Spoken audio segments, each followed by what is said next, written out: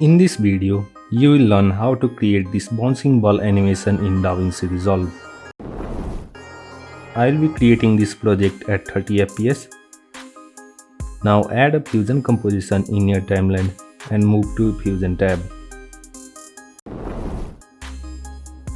In the Fusion tab, add a background node and connect it to media out and then change the color to white.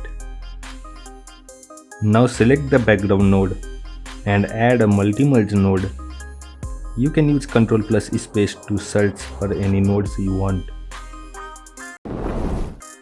Now add a new background node and connect it to white arrow of multi-merge node.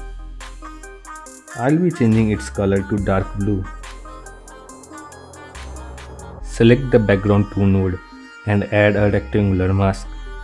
This rectangular mask will be our base where our ball will bounce. Increase or decrease the height or width of the mask according to your choice. I'll be using the y-axis arrow to move the base up and down. Now add a new background node and connect it to white arrow of multi-merge. Select the new background node and add a ellipse mask. I'll be setting its height and width to 0.068.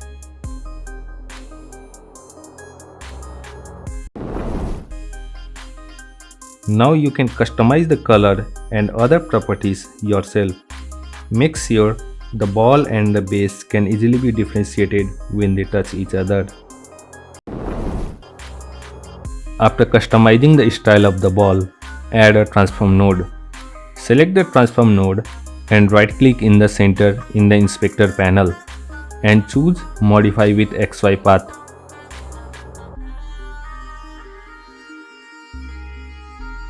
Now go to modifiers and remove all the keyframes. And after that, copy this expression. I will leave this expression in comment and description of this video. Right click on the Y control and select expression.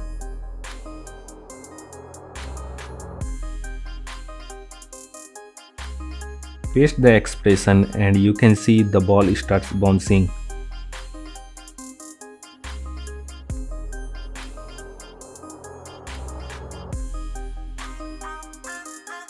It's outside the view area.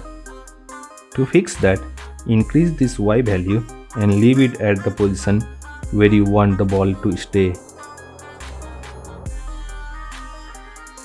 Now it's time to add movement in our base so that it looks like it creates an impact when the ball bounces in the base.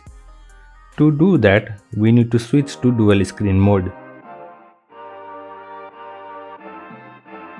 If you turn the left view switch on a node, then it will be visible in the left side. Just experiment with the switch and you will know how and when to use them.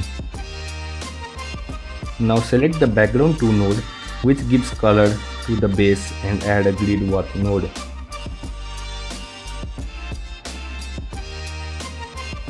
I'll be using left view for grid walk.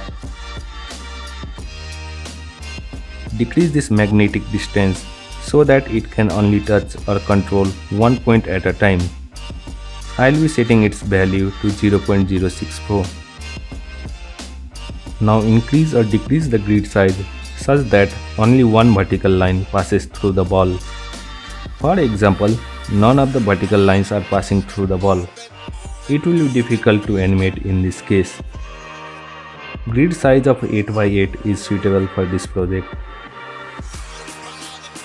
Now move to frame 0 and move other points to somewhere else so that it doesn't interfere with our main point while animating.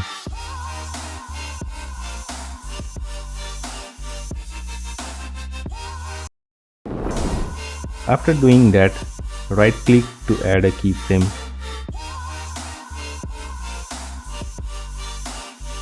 Now stop at the frame where ball is just going to hit the base. Add a keyframe and move to the frame where ball hits the base. I'll be moving this point downwards. As you can see, The point is interfering with other points. So I will undo that and go back to frame where ball is going to hit the base. And now I will be clearing the path for the main point.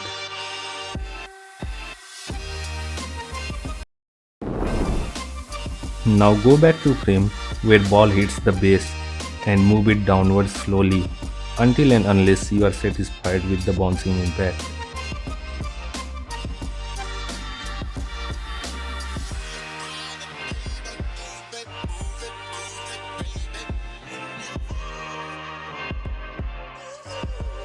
Now move forward by one frame and bring this point to original position frame by frame. I am using bracket keys to move forward or backward by one frame.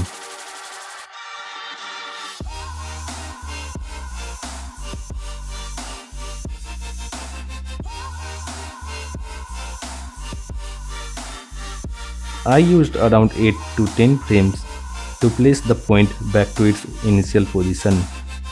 Make sure you don't see any deformities. Animation for the first bounce is completed.